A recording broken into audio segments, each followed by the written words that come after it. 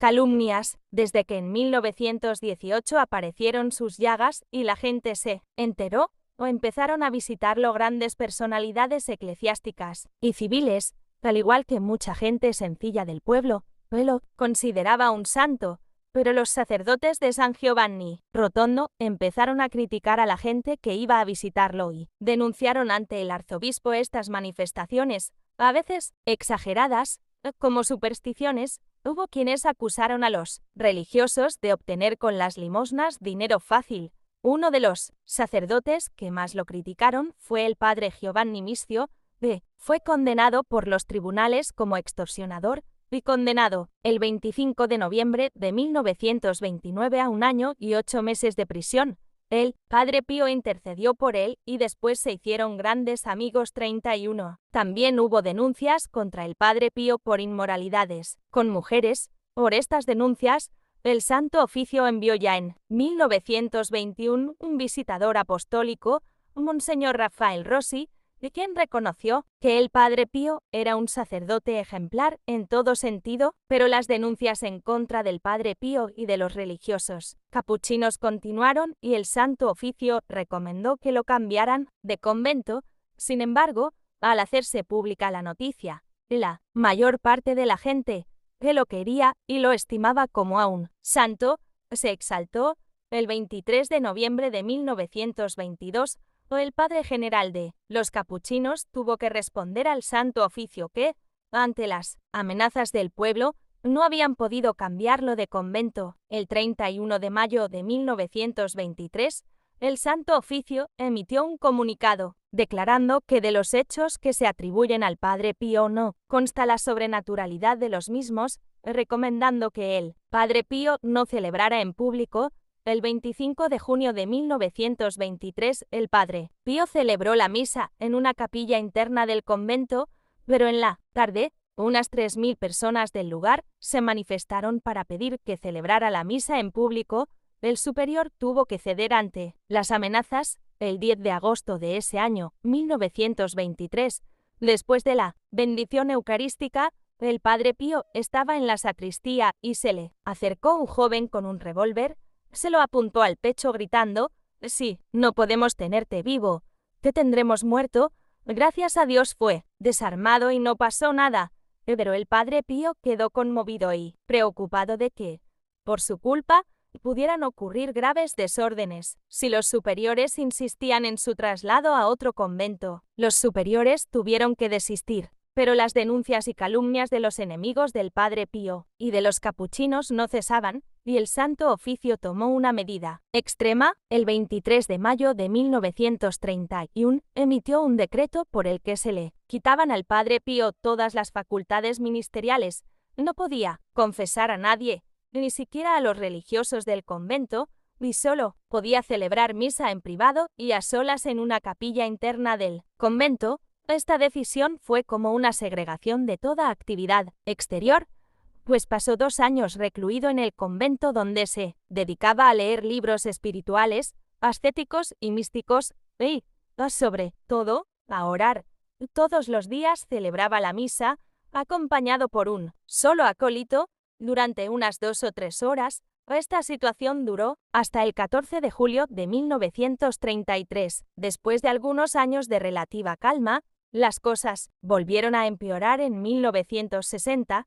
La peor acusación la recibió de Elvira Serritelli, una señorita psicológicamente enferma que ya había calumniado a otras personas y que aseguró bajo juramento que había sido durante casi 10 años la querida del padre Pío, el padre Justino, o de su comunidad, y el hermano Fray Maseo le creyeron y colocaron 2 equipos de grabación en la celda del padre Pío y en la hospedería, buscando pruebas confirmatorias, todo lo cual llevó de nuevo al Santo Oficio a enviar otro visitador apostólico, Monseñor Carlo Maccari. Como conclusión de la visita, el Santo Oficio decidió que el padre Pío celebrara la misa a distintas horas para evitar la asistencia masiva de público, quedándole prohibido hablar con mujeres y debiendo evitar los superiores cualquier manifestación de devoción hacia su persona. El padre Pío tomó siempre con espíritu de obediencia estas disposiciones, rezando por sus calumniadores. Dones sobrenaturales. Bilocación es la presencia simultánea de una misma persona en dos lugares diferentes. Algunos teólogos dicen que en uno de esos lugares está solo en apariencia, pues su ángel toma su lugar. O sea, como fuere, este es uno de los dones en que más sobresalió el Padre Pío. Pero solo referiremos dos casos. Hacia fines de 1919 el Padre Pío estaba un día quitándose los ornamentos en la sacristía, y había un señor que lo miraba fijamente. Decía, sí, es él, ¿no me equivoco? Cuando la gente salió, se acercó, se puso de rodillas y llorando, le dijo, Padre Pío, gracias por haberme salvado de la muerte. El Padre Pío le puso la mano en la cabeza y le dijo, no a mí, hijo mío, sino a nuestro Señor y a la Virgen dale las gracias. Después estuvieron hablando unos minutos. Al salir, algunos le preguntaron qué había sucedido y relató, yo era capitán de infantería y un día en el campo de batalla había un terrible fuego. Cerca de mí vi un fraile pálido, de ojos vivos y bellos, que no tenía el distintivo de capellán y que me llamó, diciendo, capitán, aléjese de ese lugar, venga aquí. Y voy hacia él, y en ese momento, en el lugar donde estaba primero explotó una granada que abrió un gran hoyo. Si hubiese estado allí, hubiera volado por los aires. Quise agradecerle al fraile, pero ya había desaparecido.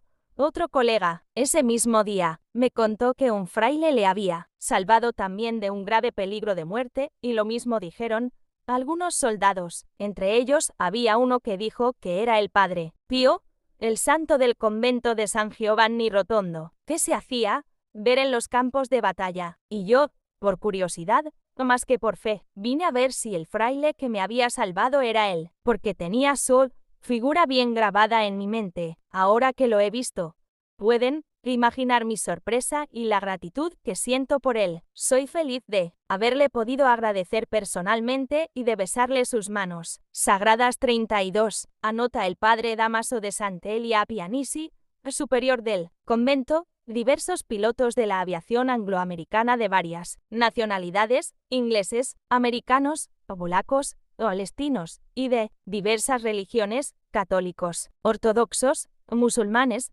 protestantes, o judíos, que durante la Segunda Guerra Mundial, después del 8 de septiembre de 1943, se encontraban en la zona de Bari para cumplir misiones en territorio italiano, fueron testigos de un hecho clamoroso. Cada vez que en el cumplimiento de sus misiones militares se acercaban a la zona del Gárgano, cerca de San Giovanni Rotondo, veían en el cielo a un fraile que les prohibía tirar allí las bombas. Foggia y casi todos los centros de la región de la Puglia sufrieron repetidos bombardeos, pero sobre San Giovanni Rotondo no cayó ni una bomba. De este hecho fue testigo directo el general de la Fuerza Aérea Italiana, Bernardo Rossini, que entonces formaba parte del Comando de Unidad Aérea, cooperando en Bari con las fuerzas aliadas. El general Rossini me contó que entre ellos hablaban de ese fraile que se aparecía en el cielo y hacía que sus aviones volvieran atrás. Todos los que lo oían se reían incrédulos. Pero, como el episodio se repetía y con pilotos diversos, intervino el comandante general en persona, tomó el comando de una escuadrilla de bombarderos para destruir un depósito de material bélico alemán que estaba precisamente en San Giovanni Rotondo. Todos estábamos curiosos de conocer el resultado de aquella misión. Cuando la escuadrilla regresó, todos fuimos de inmediato a pedir información. El general americano estaba desconcertado, contó que apenas llegaron cerca del pueblo él y sus pilotos, vieron surgir en el cielo la figura del fraile con las manos levantadas. Las bombas se soltaron solas, cayendo en los bosques, y los aviones dieron vuelta atrás sin ninguna intervención de los pilotos. Todos se preguntaban quién era aquel fantasma a quien los aviones obedecían misteriosamente. Alguien le dijo al general que en San Giovanni Rotondo había un fraile con las llagas, considerado un santo, y que quizás podía ser él. El general, incrédulo, dijo que, apenas fuera posible, iría a comprobarlo. Después de la guerra, el general, acompañado de algunos pilotos, se acercó al convento de los capuchinos. Apenas entró en la sacristía, se encontró con varios religiosos, entre los que reconoció, de inmediato, a quien habían obedecido los aviones. El padre Pío se le acercó y, poniéndole la mano en la espalda, le dijo: «Así que eres tú quien nos quería matar a todos». El general se arrodilló delante de él. El padre había hablado como de costumbre en el dialecto de Benevento, pero el general estaba convencido de que había hablado en inglés. Los dos se hicieron amigos y el general, que era protestante, se hizo católico. 33. B. Perfume sobrenatural. Era una manifestación de la presencia del padre Pío. Así le dijo a Cleonice Morcaldi en 1922, cuando le preguntó qué significaba el perfume. Fueron muchísimas las personas que sintieron el perfume, incluso a muchos kilómetros de distancia de su convento. Era una manifestación sensible de su presencia en mi locación en lugares distantes. El padre Tarsicio Zullo lo sintió muchas veces, una vez tan fuerte que le preguntó: «Padre Pío, ¿de dónde viene este perfume?». Y respondió: «De la sangre». 34. El padre Agustín, en su diario, declara: «Cada cierto tiempo siento el perfume, y algunos días más frecuentemente». 35. El padre Pellegrino, que fue su superior, manifestó: «Personalmente, he notado el perfume. Había dos tipos de perfume. Uno era el de la sangre de las llagas, que era un olor a sangre, pero no desagradable. El otro era un perfume sobrenatural que he sentido dos veces. Una, en el año 1953, y la segunda, la noche de la muerte del padre Pío, mientras lo vestíamos. Yo y el doctor Sala nos dimos cuenta de lo extraordinario del hecho. No puedo decir de qué tipo de perfume se trataba, pero era intensísimo». 36. El padre Rosario de Aliminusa afirma que sintió el perfume que emanaba de su persona durante 3 meses continuos. Dice: «Saliendo de mi celda, que era contigua a la del padre Pío, sentía ese perfume especial que no sabría definir». 37. El padre Rafael, que tantos años vivió en el mismo convento que el padre Pío, certificó en el coro, durante el rezo del oficio divino, a veces se advertía un perfume particular que emanaba de las llagas de sus manos sangrantes.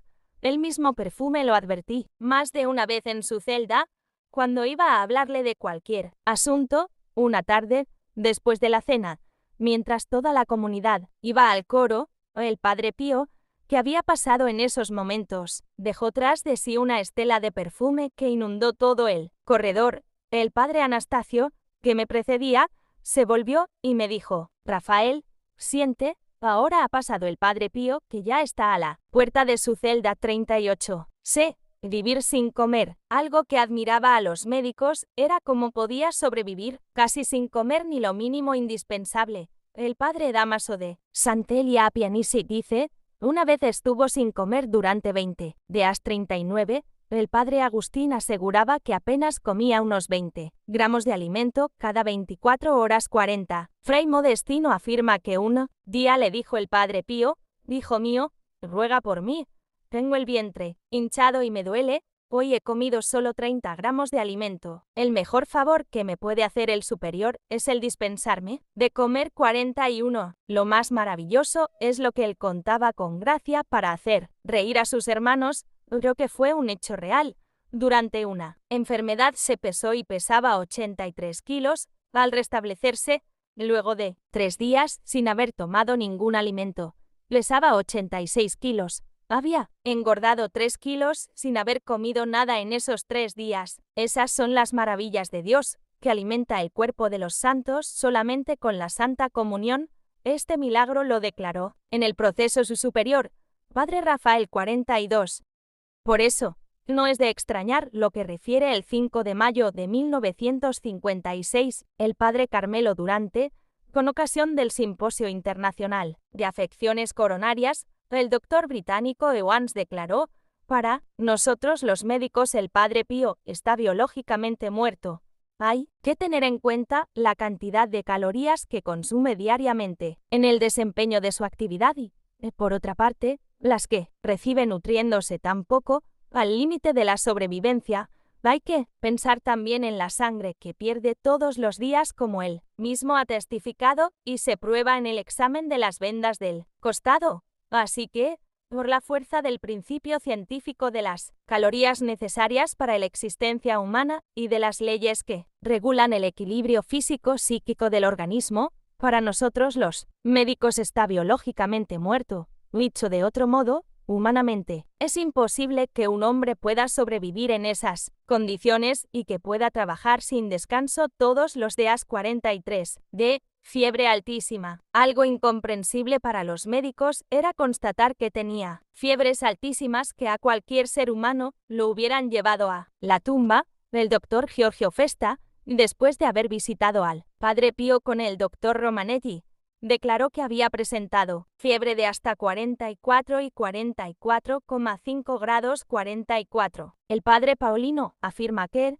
cuando el Padre Pío estaba en el cuartel, se rompían los termómetros que le ponían para medirle la fiebre, pues solamente marcan hasta 42 o 43 grados.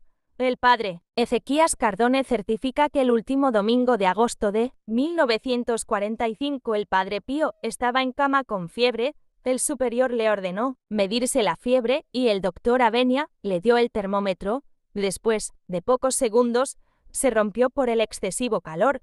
El médico confirmó que se había roto por la presión interna del mercurio, pues el Padre Pío no había hecho ningún movimiento extra o 45. El padre Paulino en sus memorias certifica que, siendo superior en diciembre de 1916, halló el Padre Pío enfermo. Dice, mi extrañeza fue grande cuando, al retirarle el termómetro de baño, vi que la columna de mercurio había alcanzado los 52 grados 46. El Padre Pío decía que esa altísima temperatura se debía a que estaba ardiendo por dentro de tanto amor a Dios y a los demás, o por eso podía seguir viviendo por la gracia de Dios. Conocimiento sobrenatural. El Padre Pío tenía el don de conocer las conciencias de sus penitentes y también otras cosas que solo podía conocer por obra de la gracia de Dios, o muchas veces, según lo manifestó en algunas ocasiones, lo sabía, porque se lo decía su ángel. Un día subieron a San Giovanni Rotondo dos hijas de un doctor de San Marco in Lamis. Su padre les había prohibido besar la mano del Padre Pío para no contagiarse de su enfermedad. Quise agradecerle al fraile, pero ya había desaparecido. Otro colega, ese mismo día, me contó que un fraile le había salvado también de un grave peligro de muerte, y lo mismo dijeron algunos soldados. Entre ellos había uno que dijo que era el Padre Pío, el santo del convento de San Giovanni Rotondo, que se hacía ver en los campos de batalla, y yo, por curiosidad, no más que por fe, vine a ver si el fraile que me había salvado era él, porque tenía su figura bien grabada en mi mente. Ahora que lo he visto, pueden imaginar mi sorpresa y la gratitud que siento por él. Soy feliz de haberle podido agradecer personalmente y de besarle sus manos sagradas. 32. Anota el padre Damaso de Sant'Elia Pianisi, superior del convento. Diversos pilotos de la aviación angloamericana de varias nacionalidades, ingleses, americanos, polacos, palestinos, y de diversas religiones, católicos, ortodoxos, musulmanes, o protestantes,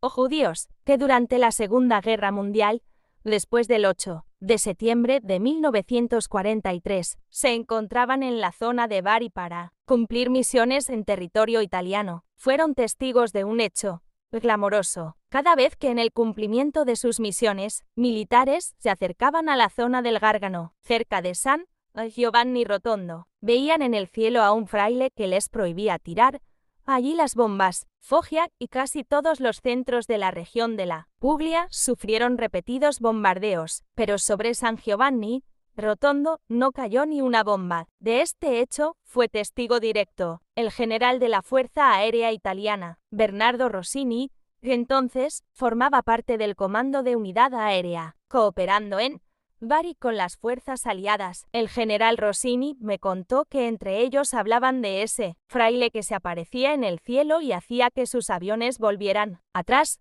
Todos los que lo oían se reían incrédulos.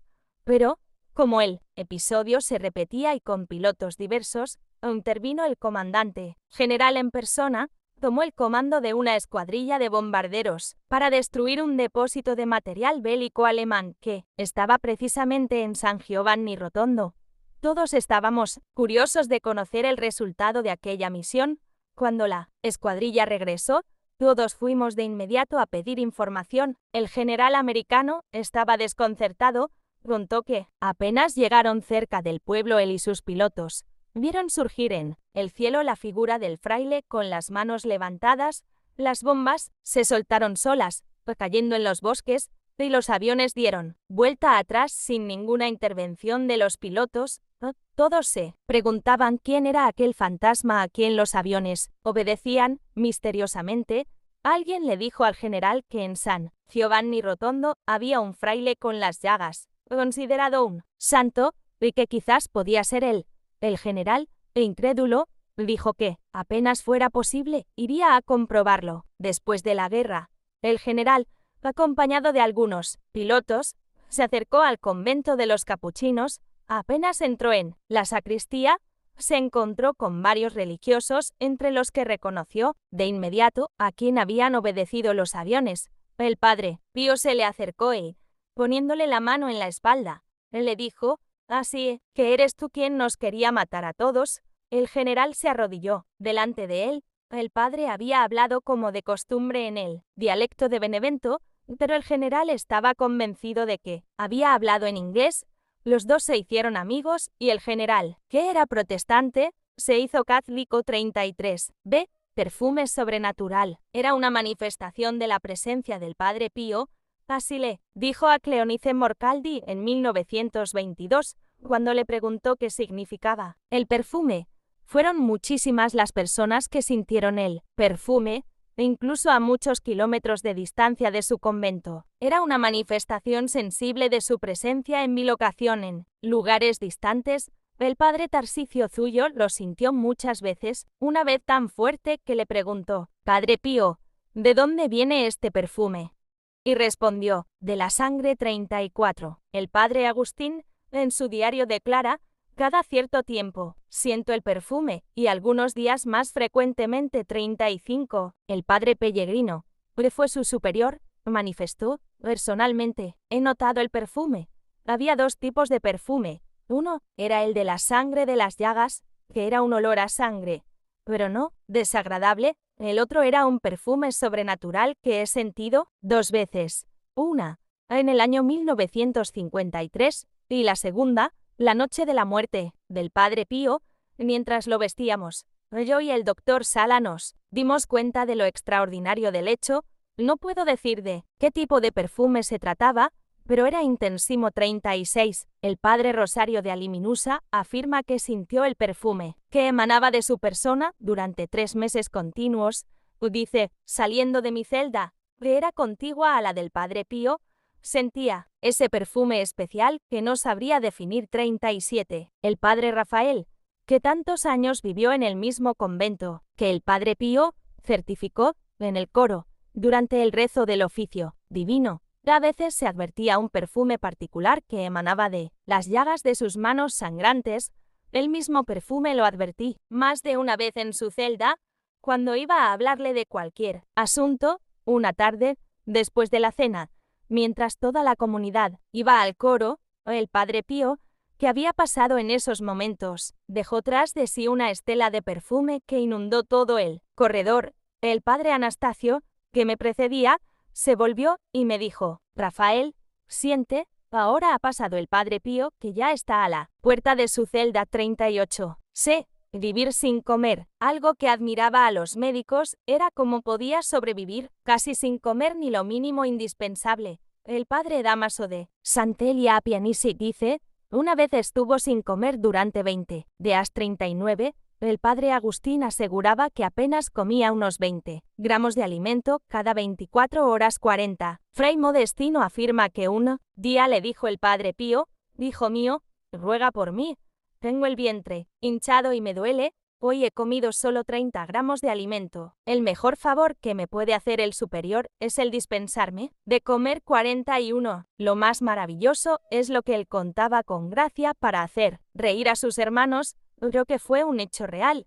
Durante una enfermedad se pesó y pesaba 83 kilos. Al restablecerse, luego de 3 días sin haber tomado ningún alimento, pesaba 86 kilos. Había engordado 3 kilos sin haber comido nada en esos 3 días. Esas son las maravillas de Dios, que alimenta el cuerpo de los santos solamente con la Santa Comunión. Este milagro lo declaró en el proceso su superior, Padre Rafael 42. El 5 de mayo de 1956, el Padre Carmelo Durante, con ocasión del Simposio Internacional de Afecciones Coronarias, el doctor británico Ewans declaró: para nosotros los médicos el Padre Pío está biológicamente muerto. Hay que tener en cuenta la cantidad de calorías que consume diariamente en el desempeño de su actividad y, por otra parte, las que recibe nutriéndose tan poco, al límite de la sobrevivencia.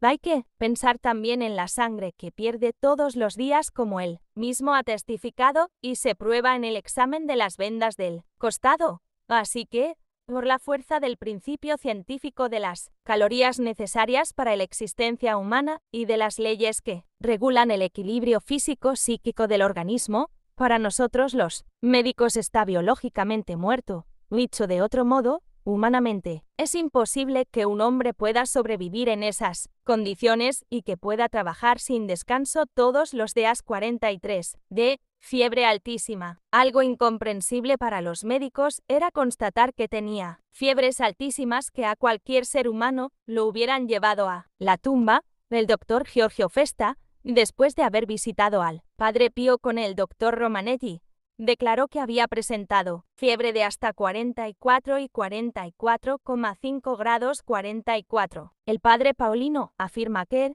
cuando el Padre Pío estaba en el cuartel, se rompían los termómetros que le ponían para medirle la fiebre, pues solamente marcan hasta 42 o 43 grados. El padre Ezequías Cardone certifica que el último domingo de agosto de 1945 el Padre Pío estaba en cama con fiebre. El superior le ordenó medirse la fiebre y el doctor Avenia le dio el termómetro. Después de pocos segundos, se rompió por el excesivo calor. El médico confirmó que se había roto por la presión interna del mercurio, pues el Padre Pío no había hecho ningún movimiento extra. 45. El padre Paulino en sus memorias certifica que, siendo superior en diciembre de 1916, halló el Padre Pío enfermo. Dice: mi extrañeza fue grande cuando, al retirarle el termómetro de baño, vi que la columna de mercurio había alcanzado los 52 grados 46. El Padre Pío decía que esa altísima temperatura se debía a que estaba ardiendo por dentro de tanto amor a Dios y a los demás, por eso podía seguir viviendo por la gracia de Dios. Conocimiento sobrenatural. El Padre Pío tenía el don de conocer las conciencias de sus penitentes y también otras cosas que solo podía conocer por obra de la gracia de Dios, o muchas veces, según lo manifestó en algunas ocasiones, lo sabía, porque se lo decía su ángel. Un día subieron a San Giovanni Rotondo 2 hijas de un doctor de San Marco in Lamis. Su padre les había prohibido besar la mano del Padre Pío para no contagiarse de su enfermedad. Las dos, viendo que todos besaban la mano del Padre Pío, para no ser menos, se acercaron, pero el Padre Pío les dijo: no, obedeced a vuestro padre. Las pobres se pusieron coloradas y maravilladas de que el Padre Pío supiese algo que a nadie habían manifestado. 47. El cardenal Giuseppe Siri contaba el 23 de septiembre de 1972. Recuerdo un hecho personal. Un día recibí del Padre Pío un telegrama, sin haberle pedido nada, en el que me exhortaba a tomar cierta iniciativa en un problema en el que estaba dudoso hacía mucho tiempo. No recuerdo haber hablado de esto a nadie. Y no pude comprender cómo él lo sabía. Me llegó el telegrama y me señaló el camino, lo seguí y todo llegó a buen término. 48. Nina Campanile, hija espiritual del Padre Pío, escribió en sus memorias del Padre Pío que en 1917 su madre se enfermó gravemente. El médico de cabecera no estaba y la visitó otro doctor, que le diagnosticó pulmonía doble y mandó que le aplicaran sanguijuelas. La señorita Nina fue a pedirle oraciones al Padre Pío, y él le dijo: de pulmonía ni pulmonía, lo que tiene es malaria. Nina corrió a su casa, le quitó las medicinas que tomaba su madre al igual que las sanguijuelas. Al llegar el médico de la familia reconoció que se trataba de malaria. por lo que con un tratamiento adecuado se curó en poco tiempo. 49. Otros dones sobrenaturales que se manifestaron en la vida del Padre Pío fueron el don de profecía, levitación, éxtasis, luces sobrenaturales, y fueron muchos los convertidos por el Padre Pío, algunos solamente con verlo celebrar la misa. La misa, eran tantos los que querían asistir a su misa que el Padre Pío trastornaba los horarios de los hoteles, regulaba los de los autobuses, y atraía cada día, a primeras horas de la mañana, a gentes que se apretujaban en la pequeña iglesia del convento. Para todos era una experiencia de fe que los emocionaba y fortalecía. Durante la Segunda Guerra Mundial, muchos soldados, e incluso protestantes de distintos países, iban a verle celebrar la misa. El escritor Guido Piovene, que asistió a la misa del Padre Pío, escribió: el Padre Pío celebra la misa en un estado de éxtasis y arrobamiento, no un arrobamiento inmóvil, porque se alternan sentimientos diversos. Las manos, que durante el día cubre con unos medio guantes, están desnudas en el altar y manifiestan la gran mancha rojiza de los estigmas. Se ve que le duelen y, especialmente, sufre al arrodillarse como lo pide el rito, agarrándose al altar, pues una sombra de dolor físico aparece en su rostro. Está claro que revive en su cuerpo y alma el sacrificio de Cristo. Más que una misa, el suyo es un coloquio con Cristo. Los sentimientos diferentes de alegría o angustia que se notan en su rostro son suscitados en él por los hechos en que participa. He visto al Padre Pío sacarse de la manga un pañuelo, usarlo y, después, dejarlo sobre el altar. Su misa es, al mismo tiempo, trágica y confidencial. Celebrar misa es para el Padre Pío un acontecimiento capital de cada día. En otros momentos, ora y confiesa, duerme poco, come algo de verdura y un vaso de cerveza. Sus ocupaciones son celebrar la misa, confesar y orar. Ellas constituyen en él un valor de función pública. 50. Nino Salvaneschi escribió sobre la misa del Padre Pío: nunca un hombre de Cristo pudo haber celebrado con mayor sencilleza. Ejemplo de Cristo, cuando rezaba en Galilea, palidísimo, los ojos medio cerrados como el que está viendo una luz demasiado intensa. El Padre Pío celebra la misa como si llegase de una humanidad superior a la nuestra, celebrando en aquel altar sencillo y casi tosco a través de una atmósfera de otro mundo. A su derredor la gente de San Giovanni Rotondo llena la iglesia. La gente se sienta hasta las gradas debajo del altar. No cabe duda, cuando este hombre celebra la misa, está verdaderamente con Dios. 51. El Padre Carmelo, hablando de la misa del Padre Pío en sus últimos 4 años, manifiesta: la misa duraba de 35 a 40 minutos. He visto cómo aquel sacerdote de Cristo revivía y ofrecía con él el sacrificio del Calvario. Parecía no percatarse de las luces, de los flash de los fotógrafos, de todo lo que ocurría en torno a él. Ensimismado totalmente en Dios, miraba la sagrada hostia con sus grandes ojos de los que parecía salir fuera toda su fe y su amor. Se movía sobre sus pies doloridos. Con frecuencia se enjugaba las lágrimas con un pañuelo blanco que el sacristán tenía siempre a mano. A veces no lograba contener y dominar la emoción interior y, además de las lágrimas, temblaba su voz y toda su persona. 52. Algunos forasteros decían: por fin he asistido a una verdadera misa, y eso que la decía en latín, pero se notaba con claridad que no era él el único que asistía en el altar, pues le asistían presencias invisibles. El padre Vicente de Casacalenda declaró: uno no se cansaba de mirarlo. Allí se estaba repitiendo el misterio de la pasión. Parecía que había nacido para celebrar la misa. Cuando levantaba la patena y el cáliz, las mangas bajaban un poco y dejaban ver las llagas de las manos. Sobre ellas se posaban las miradas de todos, y, después de la consagración y de la elevación, se advertía algo insólito en su rostro. La gente decía: parece Jesús. ¿Y quién puede olvidar aquel grito? Señor, no soy digno. Se daba golpes de pecho y eran tan fuertes aquellos golpes que causaban maravilla. La gente contenía su respiración. Cuando llegaba la comunión, el divino crucificado se unía a aquel pobre fraile crucificado como él.